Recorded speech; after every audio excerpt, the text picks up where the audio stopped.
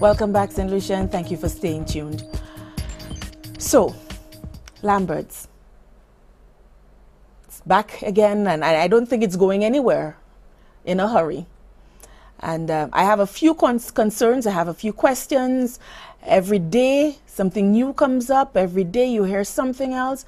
And I am still very disturbed, St. Lucia, by the way, that Honorable Emma Hippolyte chose, of all the places and of all the times to speak out, she chose to speak in the House and to make a statement that was not open for debate, not open to questioning.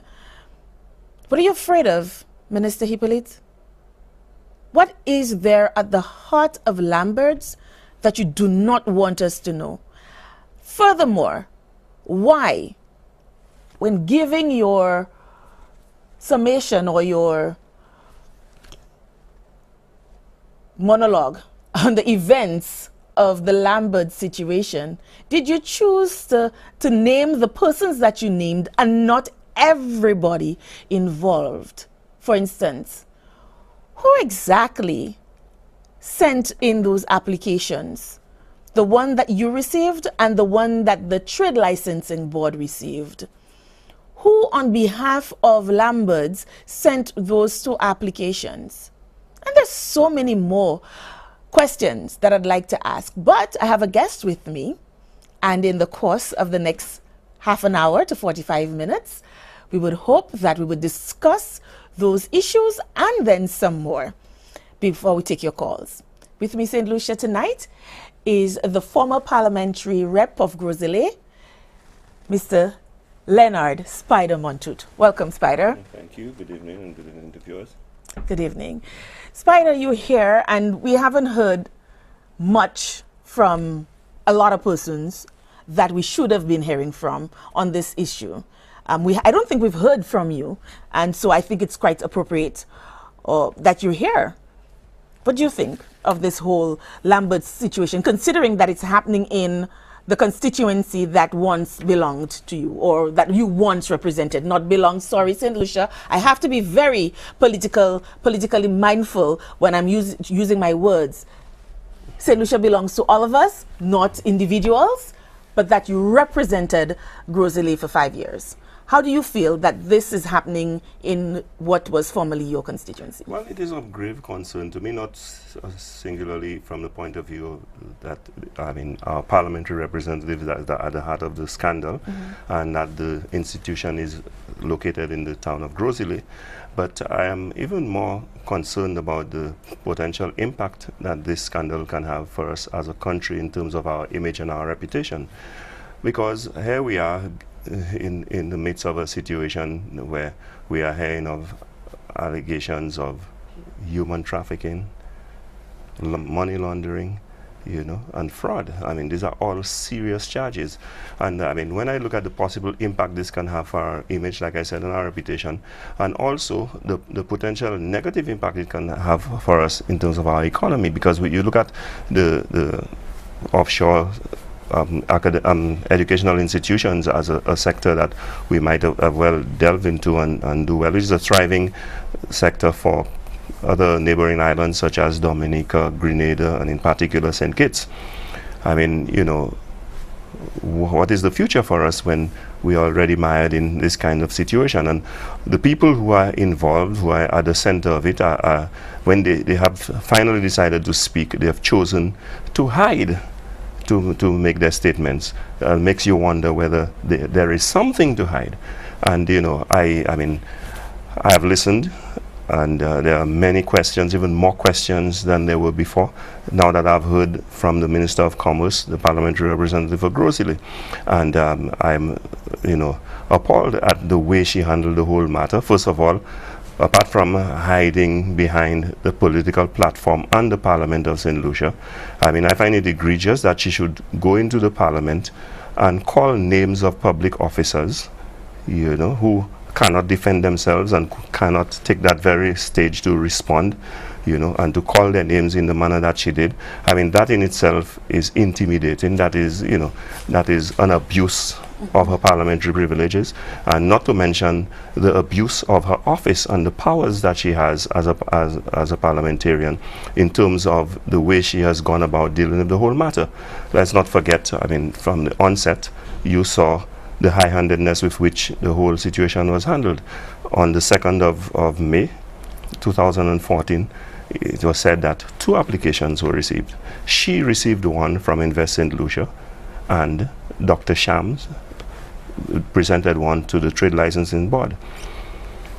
In the case of the application that was sent to her, she was advised by Invest St. Lucia that she should use her powers under the Act to approve. But before we go into the meat, I see you delving right in there, and I like that. I mean, this is a very serious matter, and we have to get to the heart of it one way or another. We cannot afford to have another Grindberg, situation happening where it's hidden for 9 years or more before coming to light. But 2 things that you said that struck me is the human trafficking and the business. I remember a couple of weeks ago I was watching Investigative Discovery, and incidentally there was a program on human trafficking, and I'm not saying, St. Lucia, that this is what happens, so hear me well and do not jump to conclusions. But apparently there was some collusion between Vietnam and American Samoa, where it's big business human trafficking. So there would be a Dr. Shams type of person who'd be saying to the Vietnamese, they have a fantastic way of getting a better life for these Vietnamese, especially the women. They can get to America, and have a better life. And for me, when I watched that program, there were common threads, and so they were telling them that in some cases there's free boarding and lodging, and that they will get work, and that there's a stopover, but that eventually that they would get to America. And when these people, some of them invested their life savings, some of them took loans, some of them were sponsored by their family and other persons. And they got to American Samoa only to find out that they were all put into this just large cavernous area. They're sleeping on the floor, that they're working in sweatshops, and they don't get paid. They have no way of getting monies back to their families, which was the whole point of this journey. And so when I hear that, it brings back to my, and that was a huge international scandal. And so I see a lot of common threads in that vein, and especially, as you said, we're trying to get into offshore schooling. How does that augur for us in St. Lucia, considering how beleaguered our economy is? We can't seem to be able to generate jobs or to create an environment where investors can come in bona fide and create jobs, whether it's local investors or foreign investors, and then you have this scandal on top of it.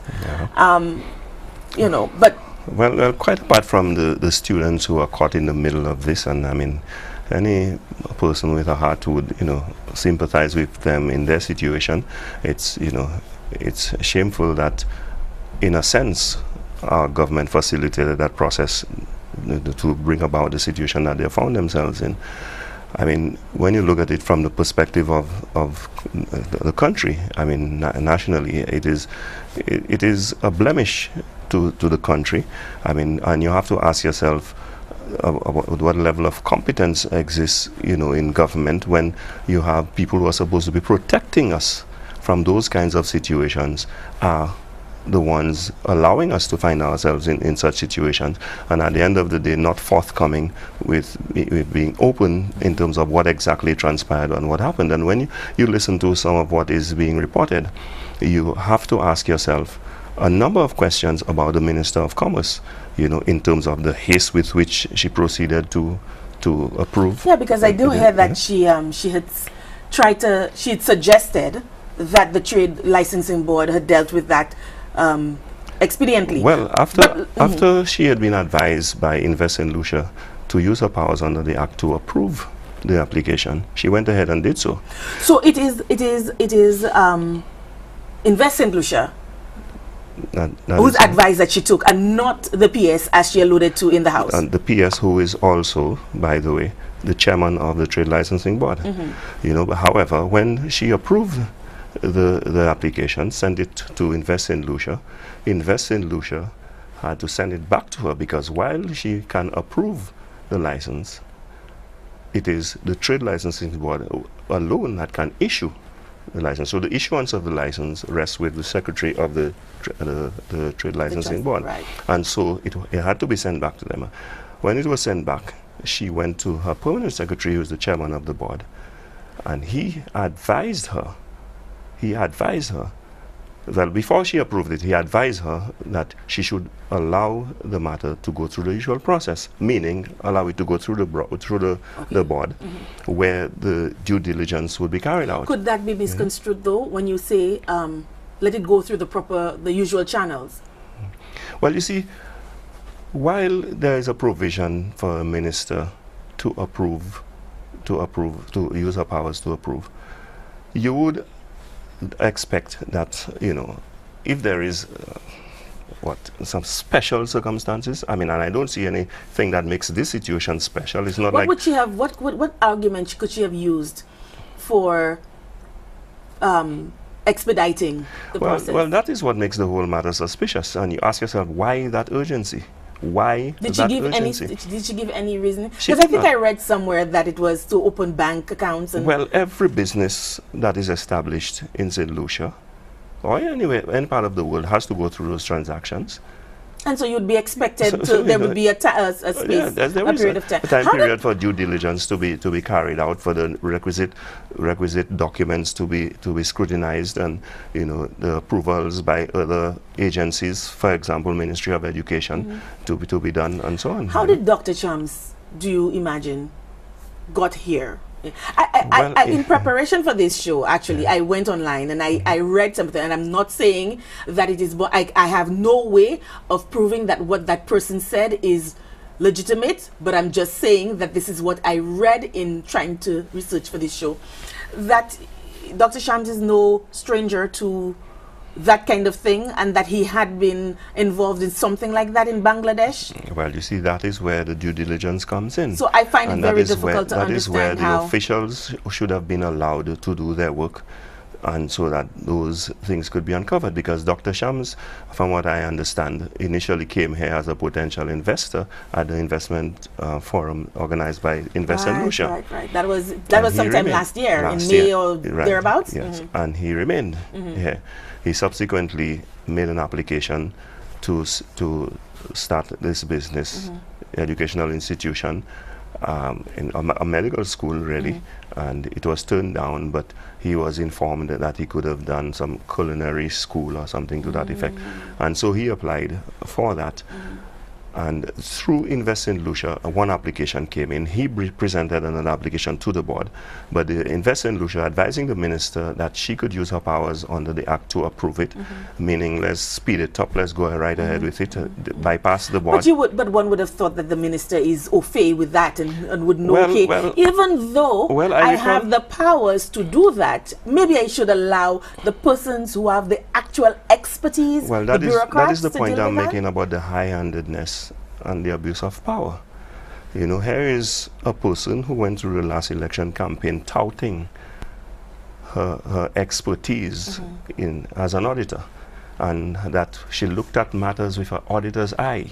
So you wonder whether those eyes were blinded for that particular situation. Well, it has been postulated that she's in hiding. The real Emma Hippolyte has gone into hiding, and this is just a shell of who we know her to be. Well, I think the real Emma Hippolyte is beginning to unfold. I mean, the cloak is coming off, and we're beginning to see. You can only hide for so long, because, you know, and like I said, you can clearly see the tendency to abuse power. I mean, before we get to that, let me just mention the fact that she called out names of public officers in Parliament. I thought that was in poor taste. She mentioned that she called the commissioner, acting commissioner, to question why her ministry was being treated in certain ways. She called the investigating officers. Now use the right words, Spider. Yeah. She said that her ministry, and I thought for a minute that I heard the minister. It's only until later I found out that she said the ministry was treated as a hostile witness. How does a ministry and an inanimate object, something, it's just a concept, be treated as... but you see, we have to go through this thing thinking already that she will be called as a witness to really appreciate what has happened here, because, I mean, at some point, Cabinet set up a committee, a subcommittee, comprising of Emma Hippolyte, Robert Lewis, and Mr. Locominia. The three persons involved in the whole. Exactly. So they're investigating themselves, which is something that St. Lucians have always said. The police investigating themselves is untenable. Okay. Now, they proceeded to call in the policemen, the investigating officer and the ACP, to get a briefing, I imagine, on the matter. And Emma Hippolyte is saying that she questioned the police as to why wasn't she informed of the arrest. So you mean if I do something, I commit a crime, or I am implicated in something, the police should give me a heads up that I'm coming? That is blatant interference. Is that just left for our government That is officials? blatant interference and exertion of undue influence on the police in the performance of their duty. And that is inappropriate. And that is an abuse of her powers, that is unacceptable, And later on, to call the commissioner to ask why, I mean, these are things, on several occasions she's saying, I mean, that is unacceptable, I mean, at the end of the day, she bypassed her board, did not take the advice of her permanent secretary, the chairman of the board, to allow the matter to go through the normal procedure. And I imagine that advice was advanced, recognizing the need to do due diligence and recognizing that the supporting evidence and documents were not available to give the approval.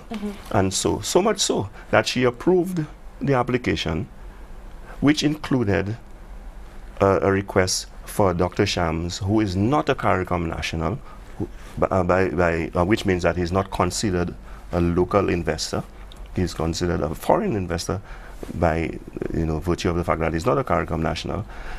He was given approval. She approved an application that made a request for areas restricted and reserved for locals. Pause. You mean in a time when we're trying to give our locals, whether they're St. Lucia nationals or CARICOM nationals, opportunities to thrive in our region? Well, yes, and there are specific reasons why those areas are reserved for our nationals. Such as? Well, I mean, you want to know that there are certain things that we have the expertise, the competence, and the ability to deal with, that you want to know that you provide those opportunities to your people. We depend on foreign direct investment to boost our economy, yes. But you have a case here where it is not even as if Dr. Shams was coming in with a multi-million-dollar investment, So you ask yourself, why the urgency? Why the special treatment? Why was Dr. Shams given such particular attention by the minister? You ask yourself why, And those are the questions that the minister has to answer and explain to St. Lucian. So let's go back to the timeline. So in May of last year, yes, on the 2nd of May, those applications came in. 2nd of May, but no. 2004. In May, let's start the timeline. Sorry, 2nd of June. The 2nd of June. 2nd of June. So in May we had the investment forum. The following month. Yes. 2nd of June. Yes. We have Dr. Shams and Invest St. Lucia forwarding applications. One to the minister, Invest St. Lucia, to the minister, and Dr. Shams himself. Can Invest St. Lucia do that though? Do they have the right to forward an application on behalf of a foreign investor? I thought that they were just facilitators and they were to guide you and point you in the right direction like that. I guess it can be argued that they were facilitating the process by forwarding things. However, it's interesting that they advised the minister to use her powers under the Act to approve the application herself, which she did. And there was no Against the evidence advice of the chairman of the board, her permanent secretary. Was there any evidence at that point of any due diligence having been done? There was no evidence of no evidence of that. So, May we have the investment forum? And I suspect strongly that that was the basis upon which the permanent secretary, the chairman of the board, requested of the minister that the matter be allowed to go through the normal process. Makes absolute sense. Yes. So in May we have the forum, in June we have those applications. That was mighty. Is that I wonder if that was the only application that we got deriving, you know, as a result of that forum. So in June, May we have the forum. In June we have two applications. Right. One which the minister proceeds to approve in haste. Then what happens? Against the advice of the permanent secretary. Did she approve it right away, or did she go to the permanent secretary and say, or let's say the chairman of, although they're one and the same, the permanent secretary slash chairman of the trade licensing board, here is this application, I want you to go over it, what do you think? And is it at that point that he says, Minister, I think we should go through the proper or the usual channels? Well, I mean, I think she followed the advice of Invest in Lucia, which really was meant to obviate the need to go through the due process, in the due diligence, really. But then she had received the advice of the permanent secretary not to. However, by the third, having sent the matter back to Invest in Lucia returned it to her, because, of course, only the secretary... That happened within a couple of days, a few days? Yes. Wow. So, you know, now, I just want to point out that this is a Minister of Commerce who really and truly heads a committee set up by government to deal with, improve our ratings as far as the ease of doing business is concerned. Okay? Obviously, she has failed because our ranking has dropped dramatically based on the rankings of the World Bank. If these are the kinds of things that she's doing, she's entertaining or she's engaging herself in, you know, approving licenses without, you know, the approval or the against the advice. Although one can argue Dr. Sham's case, you know, is a demonstration of the greatest ease there is in doing business. I suppose so. I suppose so. And you ask yourself, why have we dropped so dramatically? Are other investors subjected to a different standard of scrutiny and procedures? Right. So anyway, so on the third, the letter was sent back because, of course, only the trade licensing board, the secretary of the trade licensing board, can issue a license. So I imagine it was sent back for the issuance of the license. Right. The permanent secretary at that time wrote on that letter from the Invest in Lucia that there are certain areas, they expressed concern about certain areas that were reserved for locals. They also requested supporting documents from the Ministry of Education to indicate that they had the support, that the matter had the support of the Ministry of Education, meaning, for example, that they had accreditation and whatever. So prior to her, when she approved the license, she had not received any documentation from Invest in Lucia stating... Obviously not. That obviously due diligence had been done and that obviously it's not. only after... To the extent that she had even approved of areas reserved for locals, for nationals. And the plot thickens. Yeah. But mind you, she didn't say all of that. Well, she won't. And that is why she does not want to face the media in a press conference where questions could be asked. And that is credible stuff that you're It is. And I will not come here and say to you things that I do not know for a fact. You understand what I'm saying? I have some questions of my own, but there are some facts that have to be exposed to demonstrate the kind of high-handedness and abuse of power that took place in that case, which seemed to be a trend when it comes to the Minister of Commerce. You know, I mean, if you listen to her statement, a lot of revelations were made there too that demonstrated that she is in fact abusing her office. You know?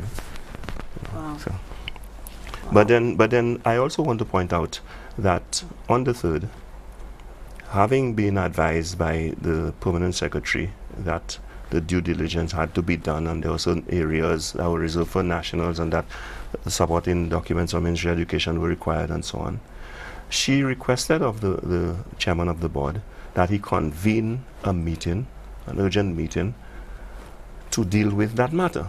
Now let me just point out this. Well, the significance of this is that there was a meeting, a scheduled meeting for the 10th, which was the following Monday. She could not wait that long. She wanted a special meeting convened for that. Now let me just tell you what happens when those boards meet. There is a cost to the country. Because, I mean, I do not know the fee structure for the Trade Licensing Board, but you normally have either $150 per member per meeting or $200 or $250 depending on the board. I suspect the Trade Licensing Board might have been like something like about $150 per member. So you call a special meeting to deal with one application. When you have a scheduled meeting... The following week. The following week. And then you have to pay that those fees again. Yeah. But hold that thought. It's a good place to pause. We're due for a break. When we come back, more on the Lambird's brouhaha. Be back in a bit.